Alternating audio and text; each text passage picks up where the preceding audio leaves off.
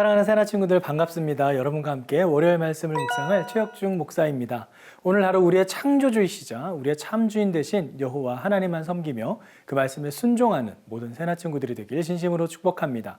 이미 널리 알려진 요게벳의 노래라는 찬양이 있습니다. 찬양과 함께 애니메이션으로 제작된 모세의 삶의 이야기가 함께 나오는 영상을 본 적이 있을 겁니다.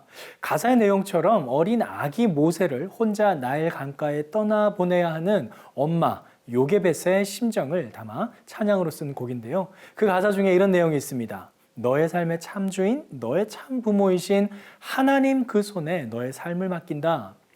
요게벳이 그 어린 아기의 눈망울을 보며 나일 강가로 떠나보낼 때의 그 심정, 분명 믿음의 고백으로 결단하였겠지만 그 마음은 정말 두렵고 심히 가슴 아팠을 것입니다.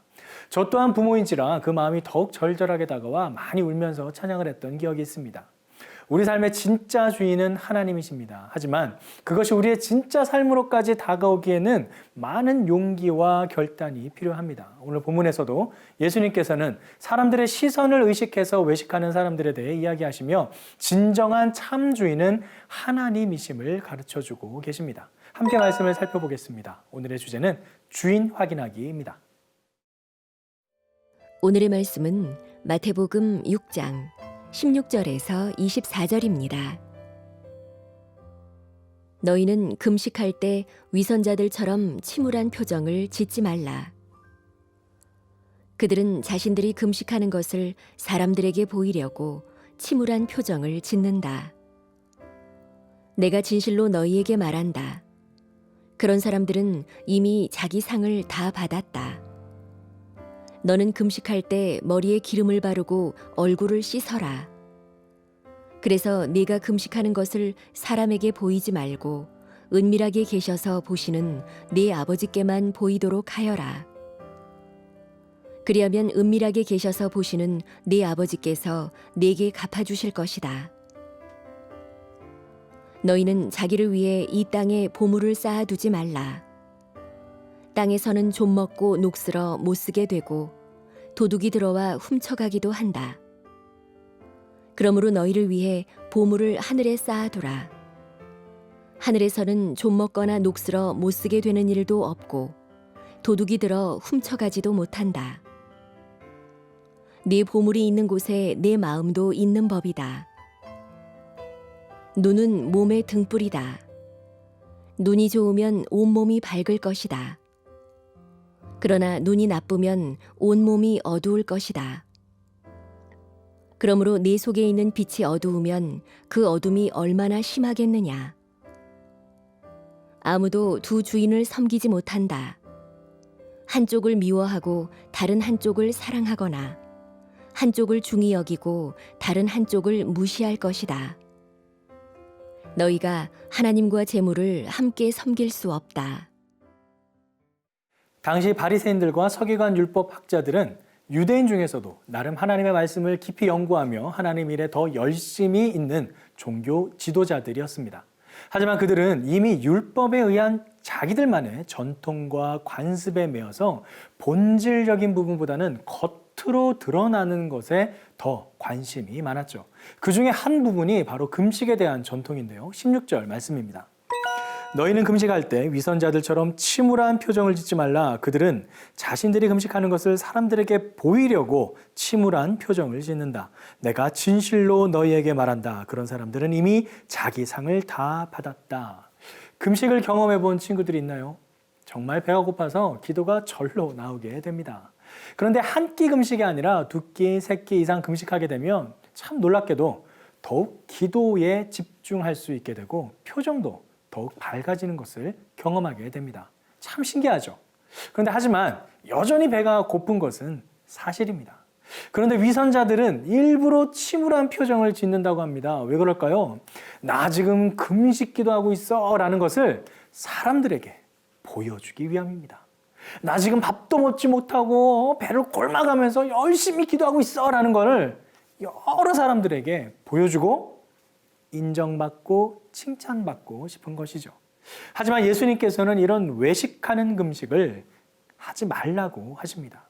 오히려 금식할 때 더 깨끗이 단정히 머리에 기름도 바르고 얼굴도 씻으며 평소보다 더 정갈한 모습으로 기도하라고 말씀하십니다. 사람들의 시선을 의식하기보다 하나님께 집중하라 말씀하십니다. 18절 말씀입니다. 그래서 내가 금식하는 것을 사람에게 보이지 말고 은밀히 계셔서 보시는 내 아버지께만 보이도록 하여라. 그리하면 은밀하게 계셔서 보시는 내 아버지께서 내게 갚아주실 것이다. 지금도 우리와 함께 하시는 하나님께서 우리의 은밀한 기도를 들어주십니다. 아무도 보이지 않는 바로 그곳에 하나님은 우리와 함께 하십니다. 지금도 우리 곁에서 우리의 일상을 함께 공유하며 우리를 지켜 보호하고 계십니다. 우리의 기도는 바로 그 하나님께 드리는 것이지 사람들에게 보이려고 기도하는 것이 아닙니다. 여러분은 누구에게 기도하고 있나요? 정말 하나님께 기도하고 있나요? 아니면 남에게 보이려고 사람들 앞에서 기도하고 있나요?